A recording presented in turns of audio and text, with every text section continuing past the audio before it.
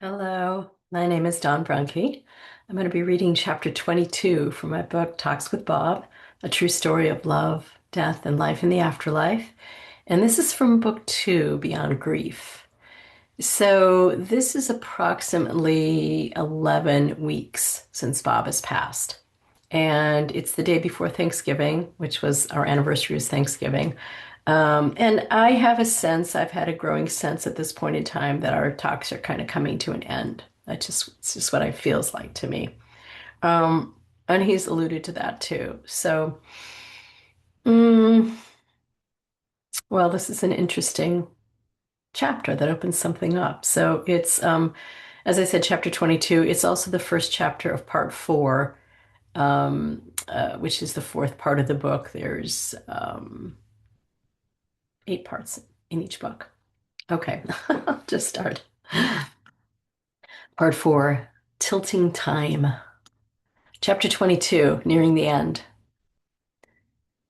It seems we're winding down our talks. You've hinted it's coming. I don't want to let it go, but I feel we're nearing an end. Here we've been headed, he says, and here we are, getting ready to say goodbye for now. I'm not sure I want to stop either. Maybe we just keep going until we feel the natural end. No date, no time, no official end. I'm happy to go with the flow, I say. Me too, he says. So we'll get back in the boat and drift along, see how this flows. Maybe we float on the river together, I say. Lay back and look at the sky, listen to the water lapping the boat. Remember how I used to love that when fishing was slow? Lying in the bottom of the boat, feeling the water lapping, the boat swaying, always so comforting. I miss all we've done, and I treasure it too. I'm crying, but mostly from happiness that we did all those things together. We had a good life and so much fun. Sometimes we got so annoyed with each other, but even that was kind of fun. Yeah, he says. Remember how sometimes we'd argue and get so angry, and then one of us would laugh, and then we'd both be laughing? That was the best, I said. I wish I could be with the person you are now. Why did it have to be this way with us in different worlds? You know why, he says. So many reasons. We needed what we had to work through our stuff, both in ourselves and together. I couldn't be who I am now in my life as Bob. That self didn't have it in him to allow me out. Even when I was part of that, Bob, I wasn't fully me, not who I am now. And you needed that time too, to work through things in yourself. You needed a little distance from me, but also the closeness. It was a balance. And you needed the shock of my leaving to bring you to where you are now, right? I say. And now we're together for a while. For a while, he says. Remember that time is stretchy, fluid, spiral, and all at once. We see it so differently because we are so many different beings, all in one. Sometimes I let my mind expand like a cloud, condensing and dispersing. That's my mind at times, tightly focused like a little white cloud, then expanding outward, dispersing until there's no more cloud, no more I. Oh, wow, I say. That's not something you'd have said as Bob. My point exactly, he says, and yet I am Bob, and little Bobby, and this big Bob cloud too. I'm all of this and more. And so are you. So is everyone. We could see our cloud of talks as a fluffy white cumulus, slowly becoming cirrus, then a faint wisp, then invisible. That's life. And afterlife too. I love talking to this you so much, I say. Part of me doesn't want to let go. I want a life with talks like this. Trust, he says. Keep the doors and windows open. Keep walking with all of yourselves and with your angel, crossing the in-between. You'll find so much on the way. I've been doing that, being open to the spirit people I encounter, the conversations and ideas we share, the adventures and experiences, some within the flash of an eye. In some ways, I've lived here much longer than you have there. If you could compare our timelines, you'd see they're different because time is, stretchy and so on. What I mean is, time is a clue. How you perceive time is a clue.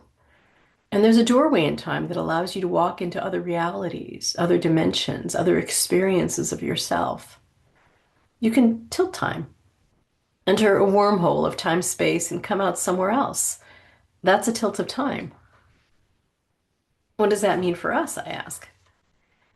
That you can learn to tilt time and visit me wherever I am, beyond the mountains or different planets. We can both do that if we want. We may be so focused and absorbed in our experiences that we don't feel the need, but if it's there, if you ever need, but it's there if you ever do need it. Me too. We have that connection, and now we can tell time. How? By feeling it or knowing it in yourself. It's not something to explain with words because it's a feeling. You resonate with it, you align. I'm using your words now. You feel the tilt of time and slide in. And then, in no time at all, you're here. Kind of a subtle smile, isn't it? I ask. The kind the wise ones use. The slight curve of the corner of the lips, a tilt of time, a reminder that everything is possible. Yeah, he says, you said that well. I'm smiling with you, subtly, with a tilt. What else do I need to know? I ask. Then I'm with you, and you'll be fine. It's all going to be okay. It will be many things, exciting, frustrating, sad, happy, all that stuff. Tell Alieska she has the same. A lot to live in many unexpected ways. It's the same for all the world. So many unexpected changes coming, and you know what I'm going to say. You're showing me the house of windows. You're saying to choose a good frame, a good window, because what we see is who we are, and who we are is what we see. That's right, he says. And if you look at all the windows and can't choose, think of me. Press the Bob button and I'll be with you, smiling, reminding you that you do know which one to choose. Maybe I'll make a dawn button. Maybe I'll put it in the same spot, that little notch at the top of the sternum that calls to you. Maybe I'll press it when I'm over the mountain and want to share a feeling or show you something. A spectacular sunrise, or a strange animal you've never seen before. Maybe a yeti. I love that idea, I say, matching buttons. We're so weird, aren't we? Totally, he says. That's why we love each other even more. I love all of you, I tell him, even the parts that used to annoy me. I know, he says. Me too. We're in a special position seeing it like this, loving all the parts, even the annoying, stupid, uncaring, and angry parts. That's so much of what I've been learning here. That's love. Not only loving the parts of others that frustrate and anger you, but loving those parts in yourself. That's the most important part. If you can love all of yourself, all of your parts, your heart opens. And when your heart is open, you love everyone. You can't help it. You see who we really are. All of us shining with love. You're making me cry, I tell him. I feel my heart crackling open and it brings tears. Like my body is reminding me, see, you're feeling this so deep. Isn't it great? Tears of pain and loss, tears of joy and love. You got it, he says. You feel it, so you know it. And anyone can feel this if they choose. It's all right here, right now, in our hearts, in our one heart. I love you, I say. Happy early anniversary.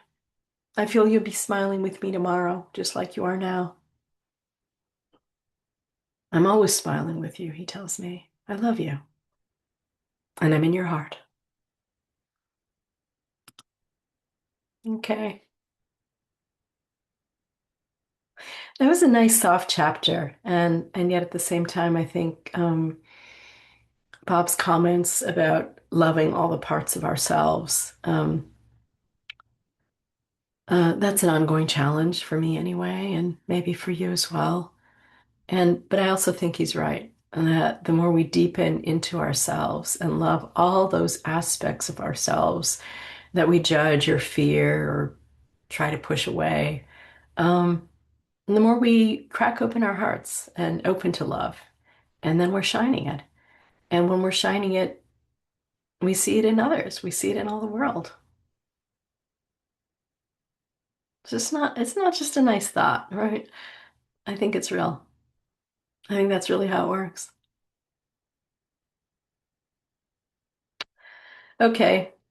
Links are in the description to my website, to the channel, to the books. Hope this was helpful for you. And thank you for listening.